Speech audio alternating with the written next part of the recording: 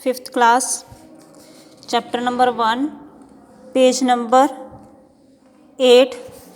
Next topic generations of computer. आज क्या हम कंप्यूटर के जनरेशन के बारे में ऐड करेंगे। जैसे हमारी जनरेशंस होती है ना, पहले हमारे ग्रैंड पेरेंट्स, उसके बाद हमारे पेरेंट्स आते हैं, उसके बाद हम आते हैं, ठीक है। इसी तरह जनरेशन जैसे जैसे आगे बढ़ती है उसी तरह कंप्यूटर्स की भी जनरेशन होती है, ठीक है। फर्स्ट जनरेशन में जो अपडेट्स होती हैं, न्यू कंप्यूटर्स आते हैं, नेक्स्ट जनरेशन क्रिएट होती है, नेक्स्ट जनरेशन के कंप्यूटर में जो चेंजेस लेकर आते हैं उसमें अपडेट्स होती हैं, तो नेक्स्ट जनरेशन क्रिएट होती है। इसी तरह हमारे कंप्यूटर्स में भी 5 जनरेशन है, उनके बारे में आज हम रीड करेंगे। Do you know what the term generation means? In the term of time it means age group. Okay, जैसे हमारा एज ग्रुप होता है इसी तरह कंप्यूटर में भी टाइम पीरियड होता है, कैसे कैसे वो न्यू जनरेशन्स आई, ठीक है। First is a generation. First generation के बारे में ये रीड करेंगे। फर्स्ट जनरेशन का टाइम पीरियड था 1940 टू 1956। इसमें कौन सी टेक्नोलॉजी यूज़ की गई थी? वैक्यूम ट्यूब, ठीक है। इन कंप्यूटर में वैक्यूम ट्यूब्स यूज़ की जाती थी। इसके लिए इसीलिए इसकी फीचर्स क्या होती थी? इसका वैक्यूम ट्यूब के कारण इसका साइज जो ज़्यादा हो जाता था, ठीक है। इनका वेट हैवी होता था, इसलिए बहुत एक्सपेंसिव होती थी। इनकी स्पीड कम होती थी। Generates a lot of heat, इनकी जो इनकी हीट ज़्यादा क्रिएट करते थे। Limited commercial use as they were difficult to programme, इन्हें यूज़ करना थोड़ा टफ होता था। इनकी एग्जांपल्स कौन कौन सी है? इन कंप्यूटर्स के name ENIAC, EDVAC, UNIVAC, okay. Next generation, second generation का टाइम पीरियड था 1956 टू 1964। इसमें कौन सी टेक्नोलॉजी यूज़ की गई थी? ट्रांजिस्टर्स, ठीक है। पहले वैक्यूम ट्यूब्स यूज़ की गई थी, उसके बाद ट्रांजिस्टर्स यूज़ किए गए थे। ट्रांजिस्टर का size as compare to vacuum tube कम था, ठीक है, इसीलिए कंप्यूटर्स का साइज़ भी कम हो गया। इसकी फीचर्स क्या है? Smaller, cheaper, faster than first generation computer, ठीक है। ट्रांजिस्टर का साइज़ कम था, इसलिए कंप्यूटर का साइज़ भी कम हो गया और इसकी स्पीड जो है फास्ट हो गई। Wider commercial use as they were easy to program than first generation.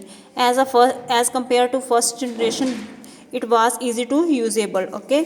इसकी एग्जांपल्स थी ENIAC, IBM, CDC। Next is a third generation. Third generation का टाइम पीरियड 1964 टू 1975। इसमें क्या यूज़ किए गए थे? इसमें कौन सी टेक्नोलॉजी यूज़ की गई थी? Integrated circuits, okay. Integrated circuits का size as compare to transistor कम था, इसीलिए कंप्यूटर का साइज़ कम हो गया, उनकी स्पीड फास्ट हो गई, ठीक है।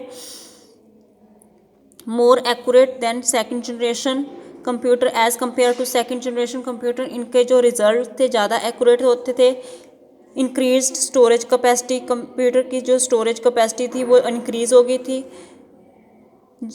Known as a general purpose computer as they were able to execute any types of application. इसमें जो फीचर्स थी ज़्यादा हो गई थी, हम कोई किसी भी तरह की एप्लीकेशंस को एग्जीक्यूट कर सकते थे, ठीक है। इसकी examples IBM 360, ICL 1900, VAX 750। Fourth generation computer 1975 to present, okay. इसमें कौन सी टेक्नोलॉजी यूज़ की गई थी? Micro processor. जो आज के कंप्यूटर्स में यूज़ की जा रही है वो क्या है? Micro processors. Smaller, cheaper and faster than third generation computer. Time to time जो कंप्यूटर का साइज जो डिक्रीज होता गया, इनकी स्पीड फास्ट होती गई, ठीक है। More reliable and accurate than third generation computers. Very easy to handle, इनका साइज़ कम हो गया था, ये स्मॉल साइज़ हो गए थे, इसलिए इन्हें हम कैरी भी ईजिली कर सकते थे। ग्रेटर स्टोरेज कैपेसिटी, इसकी स्टोरेज कैपेसिटी ज़्यादा हो गई थी। Popularly used at home and office, ठीक है। ये वाले कंप्यूटर्स मोस्टली कहाँ पे यूज़ किए जाते हैं? होम्स एंड ऑफिस में। Examples IBM 4300, ICL 2900, HP 9000। Fifth generation क्या है? फिफ्थ जनरेशन जो कंप्यूटर्स अब चल रहे हैं एंड जो आगे न्यू इन्वेंशंस होगी, ठीक है। इसमें कौन सी टेक्नोलॉजी यूज़ की जा रही है? Artificial intelligence. आर्टिफिशियल इंटेलिजेंसी क्या होती है?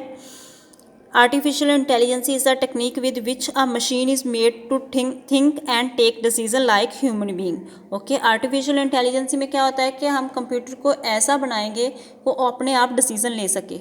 ओके, जैसे अब हमें कंप्यूटर्स को कमांड्स देनी पड़ती है, इंस्ट्रक्शंस देनी पड़ती है कोई भी वर्क को करने के लिए।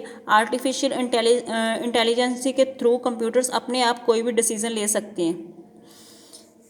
इसकी features intelligent like human being, वो ह्यूमन बीइंग की तरह काम करेंगे। Able to think and take decision like us, अपने आप सोचेंगे और डिसीजन लेंगे। Used in area such as robots and defence, okay this areas में ये कंप्यूटर वर्क कर सकते हैं। इसकी एग्जांपल्स रोबोट्स, ठीक है, रोबोट्स जो होते हैं अपने आप वर्क करते हैं ना। Thus each new generation result in the following changes, जब न्यू जनरेशन आती है, ठीक है, उसमें क्या चेंजेस आती हैं? उसका साइज़ जो कम होता है, उसकी कॉस्ट भी कम होती है। इंक्रीज़ इन द स्पीड, उसकी स्पीड बढ़ती है, रिलायबिलिटी बढ़ती है, स्टोरेज कैपेसिटी बढ़ती है। कम क्या होता है? उसका साइज़ एंड कॉस्ट। बढ़ता क्या है? उसकी speed, reliability and storage capacity. Thank you.